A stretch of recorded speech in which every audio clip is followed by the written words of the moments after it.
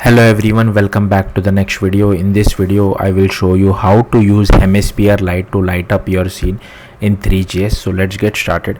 So firstly I'll show you the output. So this is the output of using HemisphereLight. Now obviously the thing which you see at the top is called helper. So if I just comment this out, it just tells us how the light exactly projects.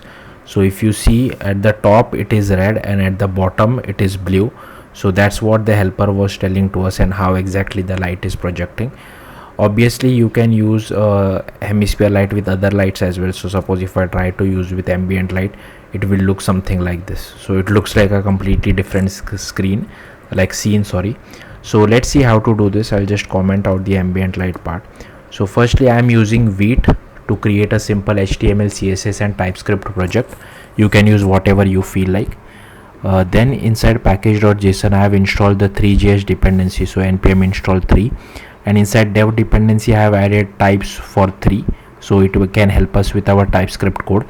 If you see index.html, I have added one canvas element with ID of canvas, style position fixed, top left 0 and outline is none, and here we are integrating our TypeScript file. Now if you see main.ts, first these are all the imports for it, so if you want you can just copy paste this imports. Then I have created orbit controls. So orbit controls is just used for rotation and translation, like you can move your scene with the help of mouse. Then if you see I have created one canvas which is an HTML canvas element. Then I have created one scene.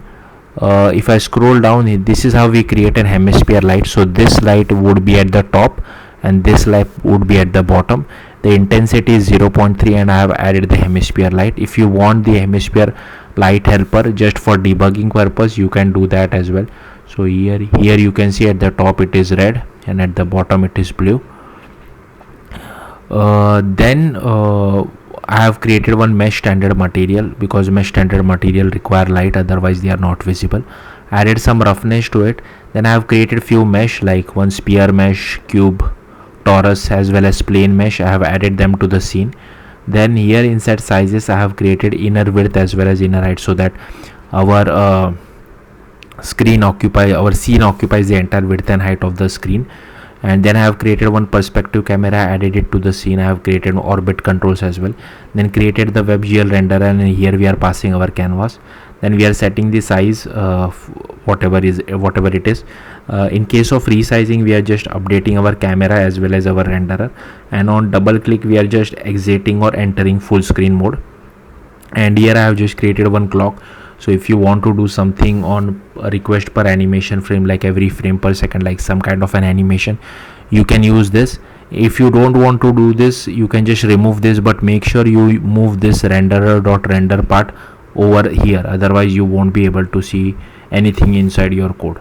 So yeah, that's it. That's how you can use this particular HemisphereLight inside ThreeJS. Thank you for watching. Bye.